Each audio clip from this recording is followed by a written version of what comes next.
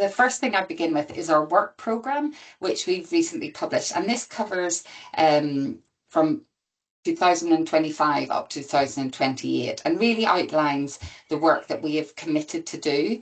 It's looking at sort of our strategic objectives, and really, as Karen's mentioned, this overarching is that we want to enhance access to medicines, and also how we use medicines, that we optimise that to get the best outcomes for medicines, and then also how we look at the data so that we can analyse the data that we have on prescribing in Wales. And the work programme really brings together these priorities that we've identified with our partner organisation. So I just wanted to let you know some of the things that our work programme focuses on. So we're looking at medicines horizon scanning and financial forecasting, and that is really about what's coming next. And you know, there's such amazing changes at the minute with in medicines. I've never known a more exciting time really, with all of the work that's happening with genomics. So that is about making sure we're prepared. So our medicine horizon scanning is really looking forward what's coming so that we're prepared and ready for that. And also the financial forecasting, at looking at what sort of costs are going to be involved with new medicines. And we're also looking at continuing to develop our medicines access ecosystem, and this is really about the processes that we have in place to make sure that as soon as medicines are licensed, that we have a robust system for making a decision on those, and how that works together is what our ecosystem is. We've also been looking at what those processes are that support the implementation of new medicines. And as we've mentioned many times at PAPIG, this is something that's really important to us, that once a decision is made, we want to make sure people have access to that, and all of the other bits around that that can sometimes delay things. This is about making sure that once resources are available, once decisions have been made that a medicine is recommended, that patients get access to that as quickly as possible.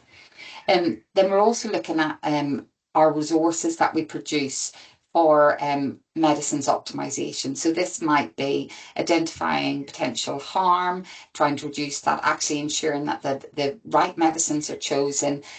So lots of different resources, and look at that's certainly a big part of our work programme, continuing to reduce those resources. And then also we look at the health economics. And so this is actually, looking at the value, looking at comparing costs, and making sure that supports all of the outputs that we have. So we're working with the work beginning in 2025. That full sort of work programme up to 2028 is on our website, if that's of interest to anyone to have a look. So as I mentioned, we produce resources for healthcare professionals, and any of you who've been in PAPIG for a while, we really value bringing them here to the patient and public interest group. We often ask for your feedback on these resources. So we're now actually looking at doing a really in-depth survey of the processes, how we identify what we're going to produce resources on, how we produce them, the whole process for how we produce the resources. So as PAPIG has been part of that process, and we've often brought things to you, we are inviting feedback on how we do it from stakeholders, from right to the beginning of proposing proposing something that we need to do a piece of work on, right to through how we disseminate it and how we review that. So our feedback survey is still open, and if any of you would like to complete that, it'll take about 10 minutes, and we'd be really grateful for any input that you, or anything you'd like to share with us about your experience for resources.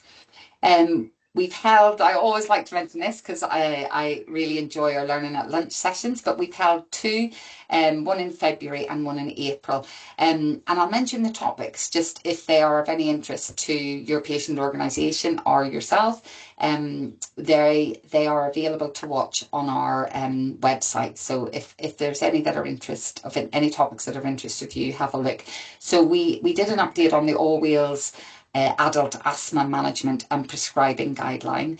We also did an interesting update from the National Poison Service on some of the safety risks that are associated with the use of monitored dosage systems. And so these are often the boxes that are filled for patients who find it difficult to either remember all of their medication or who are on multiple medication. But there have been some issues with safety, which Poisons gave us a really interesting update on. And we've also looked at which we're going to talk about today, the General Ophthalmic Services and Signed Orders Formulary. We had an update on that, as well as the Common Ailment Service offered by Community Pharmacy. We also have a rapid update of therapeutic news as part of that as well. So yeah, if any of you if that's something you're interested in, please feel free to have a look at the videos. One of the things that we've also brought here is our decarbonisation strategy and how we want to look at the inhalers that we're using in Wales. So we've also published a new dashboard of that, and certainly the data and the dashboards that we provide is a really important part of our work. And really useful for healthcare professionals to be able to see how we're doing on those. So we have looked at a new version of the inhaler dashboard that's available. The other thing I just wanted to finish on is letting you know that our team at AWTTC has expanded, and that really is important for the expertise that we have. So I just wanted to update you on that we have the lead in Wales for pharmacogenomics, the pharmacist Dr. Harding, is joining. Her role is going to be within AWTTC, and Sophie has spoken at PAPIG before and played a central role in shaping pharmacogenomics in Wales. So her appointment is really a step towards strengthening AWTTC's role in supporting the delivery of the ambitious national programme on pharmacogenomics and improving patient care. And having recently gone to the genomics conference, it's just such an exciting area within health. We've also had Emir Jones, who has also presented and produced some guidelines that have come to PAPIG. And Emir is the consultant pharmacist and national lead for the Wales Community Healthcare. And within the established national role, he has transitioned into AWTTC. And again, this is about strengthening the national coordination in community healthcare. Which very much aligns with AWTTC's work in improving safe, effective and efficient use of medicines across Wales.